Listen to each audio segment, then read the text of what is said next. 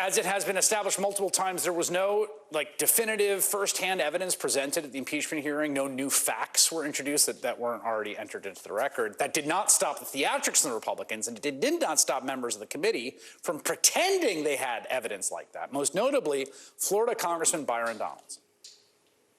Next slide, please. For my colleagues on the other side, we're going to start talking evidence now. Oh, this is a fun one. Ladies and gentlemen, this one is from 2018.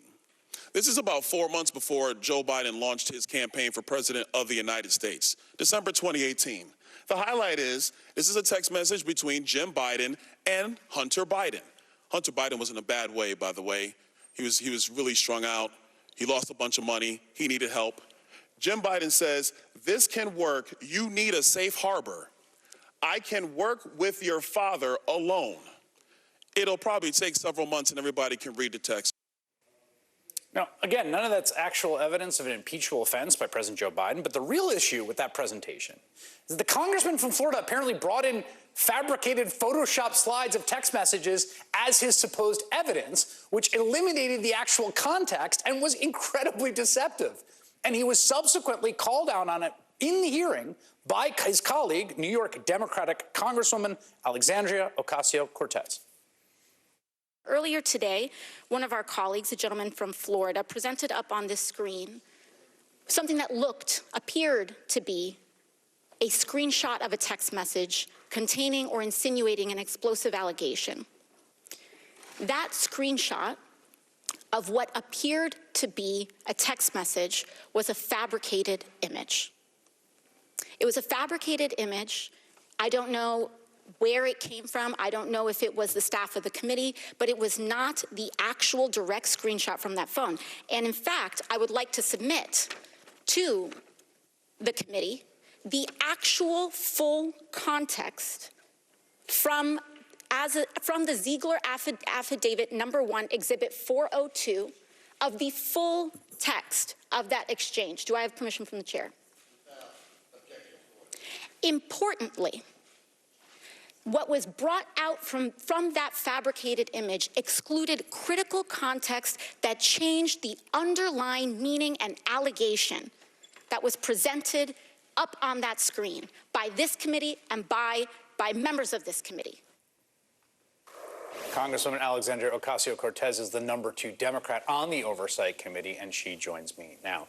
It's good to have you there, Congresswoman. This was a really striking moment. There was a much larger part of the text that sort of altered what that conversation about getting a job was really about. How did you catch that, and what does it say that that's the evidence they're using in their first impeachment inquiry?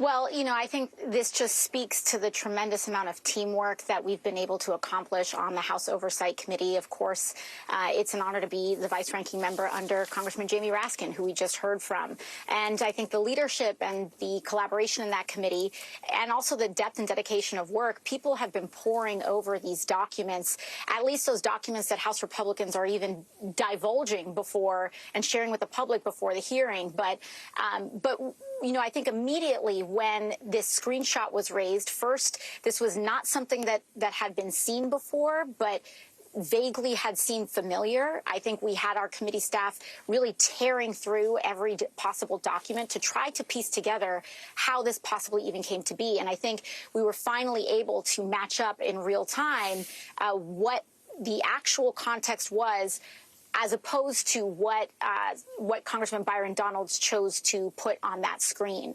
And it really cannot be understated how deceptive that was, to take critical messages out of context, to tear apart the context that they're in, and then to Photoshop a text message bubble to make it look like it's reconstructed back on a phone. And this is supposed to be the Republican case for impeachment? I mean, at this point, we should be investigating the investigation for the ethical conduct that is happening on the Republican side of the aisle. And I think, frankly, the Republican Party knew that this was cooked and done from the beginning. Their star witnesses that they called in today said in their opening statements that there is not evidence to support articles of impeachment against the President of the United States. And so this was done from the start. I am quite not really sure why they decided to embarrass themselves in this manner today. But it was evident. You could feel it. It was palpable in the hearing room. You saw Byron Donalds there in that split screen. He himself was embarrassed, slouching in his chair. I don't know what was quite going through their minds. Yeah, the ranking member Jamie Raskin just said that they were leaving the committee room. I mean, this was their big show, right? This was the big set piece. This was the unveiling of the thing that they have building up to since they took the House, honestly. And it seemed like they didn't even really have the heart to see it through during the actual hearing today. Mm-hmm. Yes, and it's important to also underscore the significance of leaving the hearing room in such a consequential hearing. For example, when we had our questioning of Michael Cohen or other very high-profile witnesses, it is very well understood that in such a consequential hearing, your opposition is going to use every point of leverage possible. And you have to stay in those seats because in procedural votes, for example, we tried to vote on issuing subpoenas to actual firsthand witnesses like Lev Parnas and Rudy Giuliani into the kind of odd progeny of where this story even began in the first place. And we were winning those votes. They had to scramble and call back members and delay. And so you really, in consequential hearings, it is hearing 101 that all members need to be in their seats to prepare for any affront from the opposition.